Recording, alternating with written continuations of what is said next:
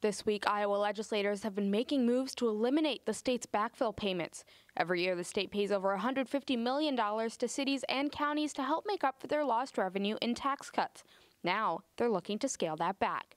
Ottumwa Mayor Tom Lazio brought up the issue Saturday morning at the Legislative Forum. He says not having the backfill could have some major implications on the city, county, and schools. Some of the little cities, it won't affect nearly as much, but it still is going to affect them because if you build that into your budget, now we didn't plan on receiving 100%.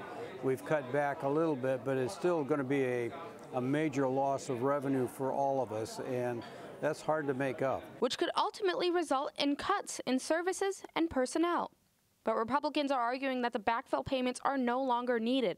Senator Mark Shalgren says it was never a long-term promise and that many counties have grown so much that they don't even need the extra money. It was designed so they would have a soft landing, not an indefinite revenue stream. And so we're giving them what the definition of that soft landing is. And so they need to be fiscally responsible just like the state does.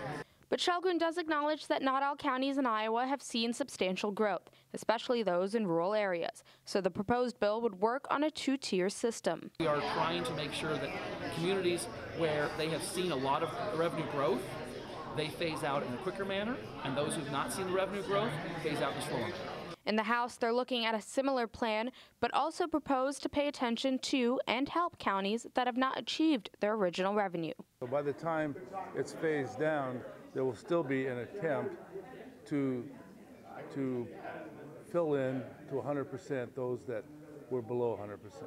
A system Lazio says he could get behind. That's good news from our point of view because, again, I think they're lumping us all in one big mass, and there are some counties and cities that have done very well, and it's not going to affect them nearly as much, but in southern Iowa, especially in the southern tier counties, it will help to have that two-tier basis and spread out over 6 years. As for Democratic Representative Mary Gaskell, she says she doesn't support the bill, which Republicans argue will help balance the state's budget. They've been complaining for 2 years now that this was costing the state a lot of money. Well, we haven't looked at tax credits. We're not reviewing those to see whether or not that's incorrect. It's what's happening. In Ottumwa, Aish Menon, KTVO News.